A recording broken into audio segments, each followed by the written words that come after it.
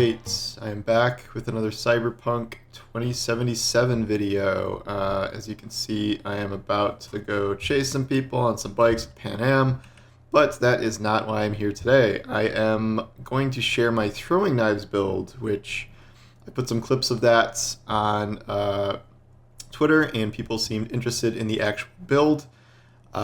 It's been so good that I upgraded from normal to hard, and then hard to very hard, because I was just not being challenged enough when I was headshotting essentially every enemy in the game with one-shot kills. Now that is less possible with a bunch of skull enemies in very hard, and I am dying more. Oh, what's this? What do you got, bud? Ooh, a Kung Tao field cap. Very cool. Anyway, I'm like a squirrel getting distracted. Okay. So, here's the build. We're not here to watch bikes and okay. So, this is kind of straightforward, and also you can see I'm only level 40, so this is not going to be a maxed out version of this build, but I will show you kind of the essentials and where I'm going by the time I do get to level 60, in addition to weapons and strategies and stuff like this. Okay, so obviously the core part of this is the cool tree. The cool tree now has sniping, pistols, revolvers at one part, stealth in another part, and then throwing blades in the other part. As you can see, I have just done throwing blades while missing the capstone here. I originally was going to do a stealth throwing knives build. It is kind of built for that because it is a silent weapon. You get bonuses in some of these things for hitting enemies outside of combat. And you're kind of just supposed to sneak around and use throwing knives. I gave up on that pretty quickly. I do not have the patience for stealth in most video games anymore. It's a lot of creeping, even though you can sprint crouch with this skill. Like, I don't know. I did not find it terribly fun, and I found it more fun when people would discover me, and then I would just start throwing knives at everyone. So I decided to do an action-based throwing knife build, which has been proven to be very, very fun. The one issue you run into not doing stealth is you need both of these sections to get to the final capstone here. So guaranteed crit hits with throwable weapons when you crouch, sprint, slide, dodge, or dash, and there's no movement speed penalty while aiming a throwable weapon. That's fine, but sliding, dodging, or dashing, throwing knives, it's not really necessary. It is not worth me putting, 6 points, 5 points, whatever, into the stealth tree just to get there, I don't think. You have so much crit on this anyway, it doesn't really matter to get up to here. And also, because you don't need to get up to here, you save yourself 5 points. Because you only need to get to 20 in these categories, remember, in this new system, if you want the capstone, because that's the only thing above the line there. So if you don't go to the capstone, you're saving yourself 5 points you can put in somewhere else, which I'll get to that in a minute. So, okay, I'll just go through the perks. Base one you start with, 25% damage with knives and axes and things. So this is throwing knives and throwing axes. Those are the two types of weapons you can use. This you have to take, but also, your first kill or two are going to be out of combat. You can get, even this isn't a stealth build, you can still get your first few kills in stealth without enemies detecting you. And that's also helped by this. So if you kill an enemy that does detect you, you will delay detection from other enemies, which means you can kill them without being detected more. And then this, I don't know if this is necessary, but you get movement speed after neutralizing an enemy while undetected. That stacks twice. So I don't know. It's free 20% move speed kind of before you engage in combat to get yourself set up. I don't know if I'll keep that forever.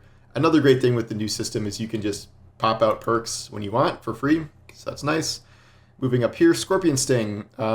More recovery time for throwable weapons. By the end of this build, you will have almost instant recovery time for at least knives. Axes are a little longer.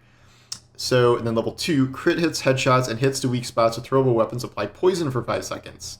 So poison is another factor in this build here for a few reasons you will see in this tree. So, strong attacks and thrown weapons against poison enemies instantly deal substantial poison damage, then remove all poison effects. So if you have an enemy poisoned, you could hit him again with a knife, remove all poison effects, and do a big damage burst, and then hit him again in the head. These are like tankier enemies. Poison them again, and repeat this process for like big chunky damage. This lets you poison mechs, robots, drones, and turrets. I didn't have this on for a while because I wasn't running into that many of these, but then I started finding enough of them where I'm like, all right, I'm going to use this. But if you're in a section, you don't need this, you can take this out. Applying poison to an enemy via Scorpion Sting now applies blinding and disables sprinting for 6 seconds. This is one of the best perks in the entire build. It's a little minor sub perk here, but it is so good because this for enemies, especially the big boss enemies, cyber psychos, the tank guys, skull enemies, you blind them, which for guys with a lot of cyberware who are sprinting around, that will make them not be able to get away from you, and disabling sprinting will make them not be able to sprint around like they are usually. One downside of this build is if you do have a guy who's like warping around cyberware, they can dodge essentially all of your knives very easily. Like any individual knife thrown, they can dodge. So you kind of have to get creative. Like you might have to melee them, you might have to throw grenades at them to get them, and then once you hit them once, then you can kind of chain stun lock them with this, which is very, very useful. Easily one of the best parts of the build, because most normal enemies, like 1 or 2 bar enemies, health bar, you're probably still going to just one-shot them, and if you don't, the poison's going to kill them. So this is why this build works for tankier enemies. Okay, so moving up to this part, more recovery time, more headshot and weak spot damage. I'm doing 1,000 damage on crit headshots, and I'm not even that high of a level yet. This, very, very important also. Level 3, instant cooldown reset for all throwable weapons after neutralizing an enemy with a throwable weapon via headshot, crit hit, or poison. This happens all the time. The entire point of the build is to kill enemies with headshots with throwing knives or crit hits, or sometimes poison. So you are always getting your knives back as long as you're hitting enemies. And if you miss, then that's when you swap to a new knife, and I will show you that in a minute.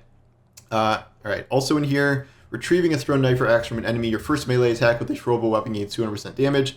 So this is like, if you throw a knife at an enemy, it sticks in them, you run over to them, it instantly comes back to your hand, and then you slash them with it. That is doing a lot more damage than it would otherwise. I don't use this a ton, but you could definitely feel it. If you're short on knives, you got to warp over to someone, and you can get some melee hits in. And you could definitely kill enemies with knives melee. It's just not really how you're doing big damage here, but it's useful. So this is Juggler. This is when Juggler's active, the instant cooldown reset. When it is activated, 20% more crit damage. Stacks 5 times. So that is a lot of damage, and this is how you can dish out some serious damage with this. This is probably my favorite thing. Unlocks a throwable weapon finisher. So this automatically activates Juggler. Restores 25% health. All of the melee weapons have new finishers now. There's some brutal ones here. There's a throat-slitting one for knives here. The axe one, you plant it into the side of their face. You plant it into the top of their head. It's brutal. So that's good. But then it gets crazy where you perform finishers from a greater distance if you've hit an enemy with a throwable weapon. Each successful throw makes them more susceptible to finishers. So, you can just... Yeah, there's the throat-slitting one. Good lord. If you hit an enemy with a couple of knives that's tankier, you can leap over to them from an incredible distance away and do a finisher on them. I use this all the time. It's extremely good. So, okay, so this is the throwing knife tree. Again, I don't think this capstone is very good. If this was the capstone, that would be something I would go for, but this capstone just does not seem like it's all that great compared to everything else you get in this tree. So, we move on to what I focus on next, Reflexes. So, because this is an action-heavy build, I did all the way up this tree. As you can see, I'm missing a lot of slots here, and I'll talk about why that is. But okay, so this is the faster you move, the more difficult it is for enemies to shoot you. Increases while dashing, dodging, sliding, sprinting, vaulting. You are moving all the time in this build. So the more it takes for enemies to miss you, the better it is.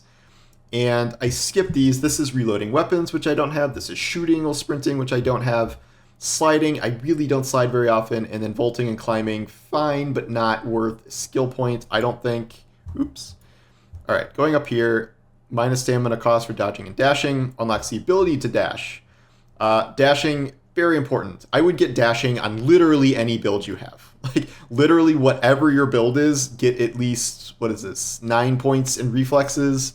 and get dashing. It is a game changer for any build that isn't stealth, I guess. Very, very necessary.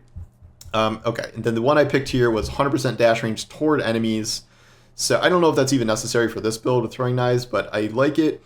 Yeah, okay, you don't need this because the capstone gives you tons of stamina, so I don't think it's that good. Also, you have to neutralize an enemy while dashing, which is very hard because you essentially have to be in slow-mo.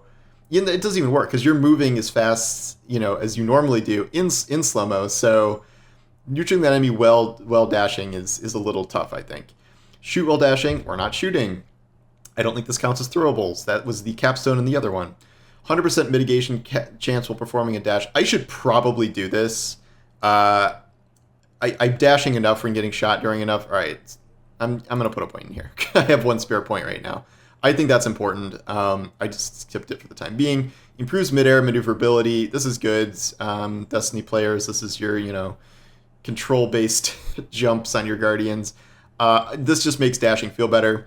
This stamina cost, dash speed, air dash. Air dash is so important. So important.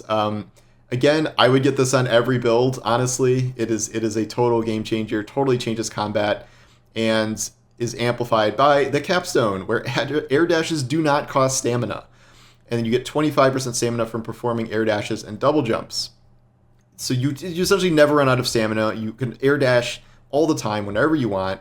You get mitigation strength in midair. I don't know if that's worth it. But it's also just a crazy traversal tool. This is how air dash works. I'm gonna keep running into things, but you can just traverse super fast with air dash because you're using no stamina and it's way faster than running. So I keep finding new legendary things. Glad I did that. I really got to explore this whole area, don't I? But the point is going down the streets, I just use constant air dashing half the time. So that is a very, very good skill. And yeah, so I would go all the way up this tree. If you're doing a separate melee build, definitely get up here as well. Okay, then we go into, I'll do body for now. I'll put a point in here too. Okay, so baseline body, I think you only need 5 points, 4 or 5 points to get here. Since this is an action-based build, you're going to want to do some body stuff. I'm going to get higher up pretty soon here and start putting points in here. But this is all health regen stuff. And if you have no health regen, you are only reliant on your health regen items, which is not great. So this unlocks health regen in combat. More regen while sprinting. More regen for nearby enemies. More regen rate when you have missing health. And then blood pump, which you should be using blood pump, gives you 100% mitigation chance. So very good. I will get up here and start activating things like adrenaline rush. And I don't know if I probably will get all the way up here because I can stop. I don't need my full capstone with cool, so I will probably get up here. You get health item recharge after neutralizing an enemy. Very, very good. This is really great. Adrenaline rush, boost speed, damage. These are the main ones you want. Okay. So technical ability. The technical ability is kind of weird because I feel like all builds need all these cyberware upgrades because cyberware is so important to pretty much every build where you want to get to at least level 15 here. This is giving you more cyberware capacity. This is more stat modifiers, more capacity for each attribute at 9 or higher. This I will get eventually once my slots are full. More or less incoming damage if your slots are full. 15% root cooldown if all slots are filled. I don't know why I have this right now because I don't think all my slots are filled yet. I'm going to take this point back for now. New cyberware slot for your hands. Cellular adapter cyberware. It's another space in your interaugmentary system. And then duration for cyberware effects. This is really good because this makes your slow-mo faster. This one is new cyberware slot for skeleton, armor, and stat modifiers. I'm debating whether or not to go all the way up to Edge Runner. I probably will. This is the one where you sacrifice health for the ability to go Cyber Psycho and you do more damage and stuff. The main thing is the ability to overclock your cyberware capacity by 50 points, which is a ton, and you can add a bunch of cyberware or one really good piece of cyberware for doing this. As you can see, this is David from Edge Runner, is very cool. So I will probably get there eventually. You can also see I have at least some points in the grenade tree here because grenades are also health items and grenades. So you will be using health items a good amount with this build because it is action-based and you will be shot. So this is instant recharge of health items and grenades. This is recharge speed and 1 extra health item charge, 150% recharge for health items outside of combat. So very good. I will probably get, I don't know, I'll do a few more of these. I don't think I'm going to go all the way up to like Pyromania stuff. But yeah, so that is what my current stuff is. I will get higher in body, probably max body.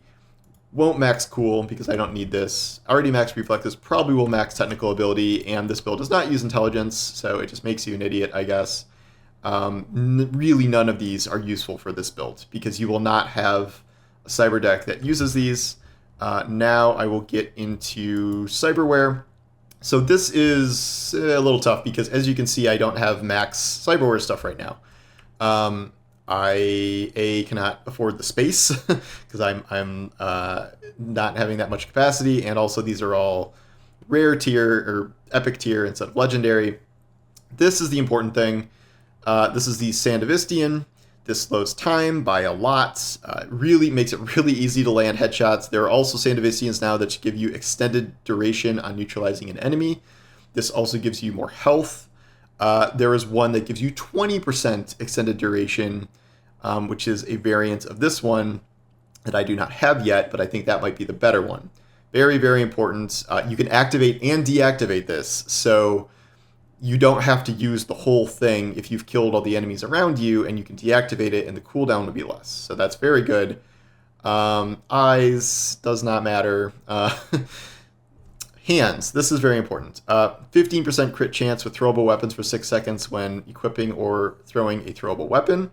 So this will be always. So you will always have essentially 15% crit chance. Extremely good. Blood Pump. This replaces your health potion, restores health, tunes into the body abilities I just talked about.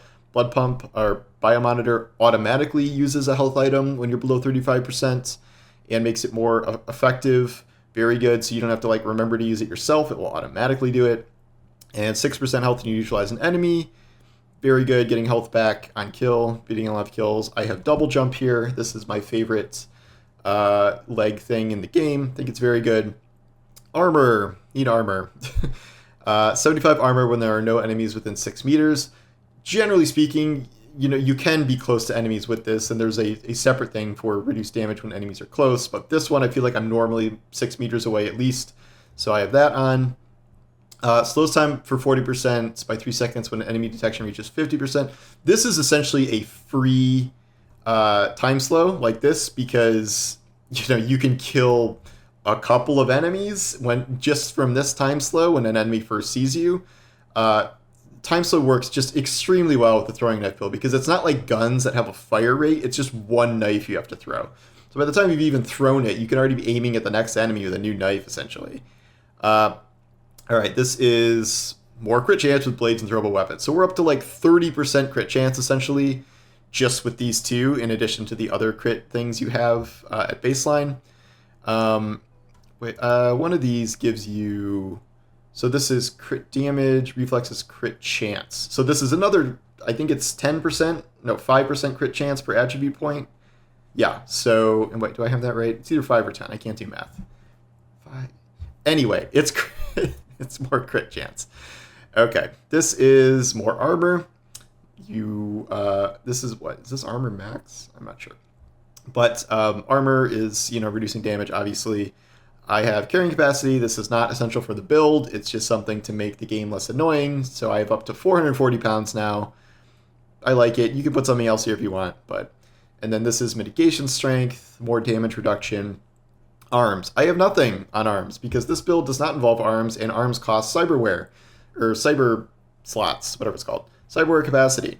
So I know the arm weapons are fun, but there is no real point to doing it here. In Phantom Liberty, the relic tree is like 90% about those arm weapons, so you're kind of losing out here. But I don't want to waste the space, and I'm never using arm weapons. This cooldown restoration for cyberware after neutralizing an enemy. That works for Blood Pump. That works for this. Very good. There's it's like do more damage to robots and stuff. This is mostly for quick hack stuff, so there's not the biggest of things here. There's one that negates an enemy quick hack, which is good. But yeah, so this isn't done. As you can see, there's more stuff to do in here, but this is the basics. Inventory is easy. 3 throwing weapons. I just finally got legendary throwing weapons here. You get all of these back on headshot kills or crits, but or crit kills, but it's still nice to be able to just flip through them.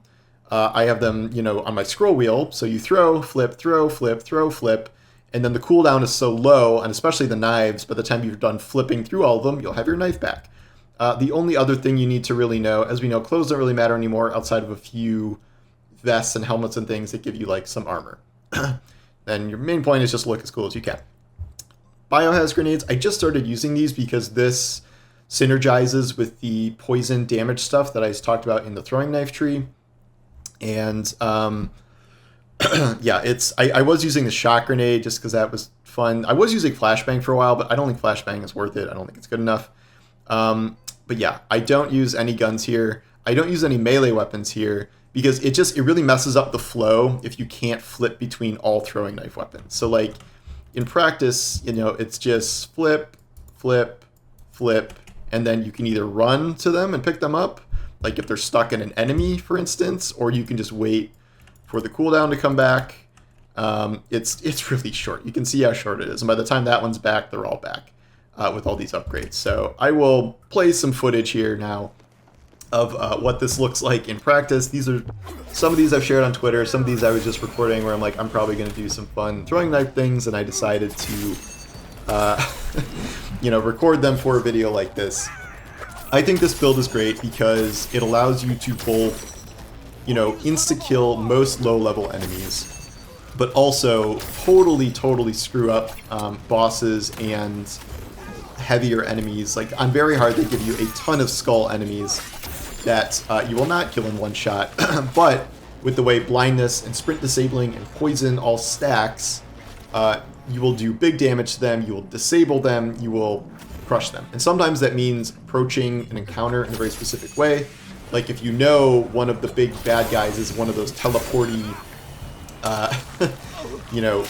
Mantis Blade guys, you should probably go for them first, because otherwise if you try to get them out of slow-mo or while you're in full combat, they will dodge all your knives. That is like the one downside I've seen with this build, are the guys who can just dodge all of your knives. So you either have to like hit them in slow-mo, hit them with melee, which is very dangerous, or hit them out of detection to start the blinds, crippling combo. And once you have that going, just do it until they're dead. Do a finisher. Finishers are a big part of this as well. It allows you to leap around. When you do a finisher, you're getting health back, you're activating juggler, you're getting your weapon back. It's, you're insta-killing an enemy from half health. Very, very good. You can also do finishers on something like Cyber Psychos with the 100% health bar. It won't insta-kill them, but it will do a significant amount of damage and still activate all these other things I'm talking about. On very hard, you will die sometimes. One thing about this build is you need to sort of plan out the encounter sometimes. So many of the things that I'm showing in this series of videos is like I died a couple of times before I was able to figure out the best sort of course of action of like which guys I needed to target first, which slate of guys were the best to insta-kill first, and where I should maybe dash to get out of harm's way. Like just diving into the middle of guys that are all surrounding you is very not good. So you kind of have to plan things. You have to plan when is best to use your slow-mo. Don't stack your detection slow-mo with your Sandevistian slow-mo. You got to use those separately, or you're just kind of wasting your time. At higher levels, this build is going to be insane because the extension you can do on Sandevistian lasts forever, and the cooldown is incredibly low. It's like 30 seconds, plus there's further reduction from abilities and Cyberware and perks and stuff. So once I get to like the true highest levels of this build, I think it's going to be even more insane. And I guess I can take on Phantom Liberty and see that.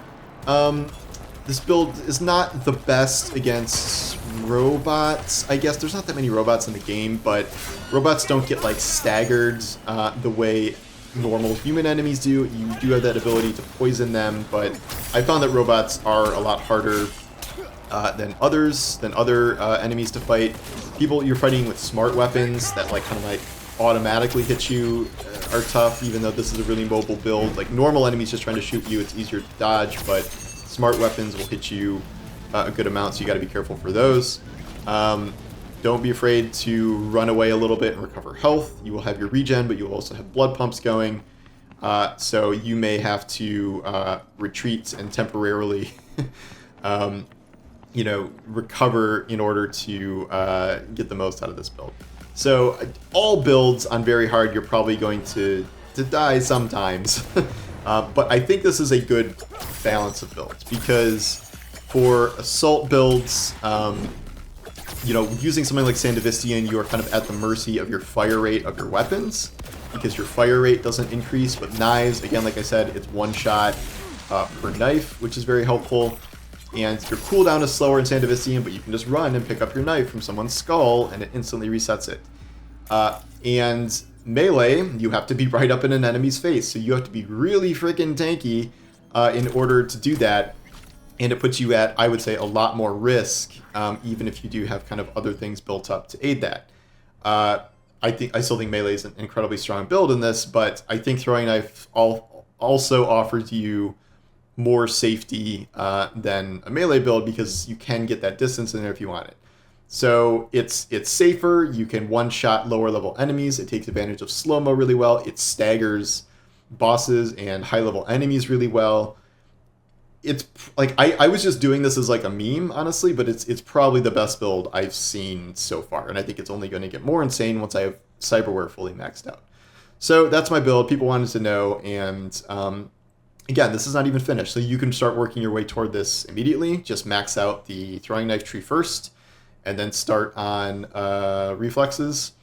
Maybe mix in, at least get to dash and reflexes first. You really need dash, and ideally really need air dash. So prioritize that, prioritize the throwing knife, then start doing tech and body stuff. But anyway, that's my builds. Maybe I'll do another one, circle back to like true endgame stuff to see if it's still working then. But yeah, enjoy, and I'll maybe do other builds for cyber hacks and guns and melee and stuff later, but I have not proven those in very hard yet. I was playing on normal the way I normally do in most playthroughs, but actually I'm doing assault on hard, I think. But this is a nuts build. I really enjoy it. Yeah, thanks for watching, and I will talk to you soon. Take care.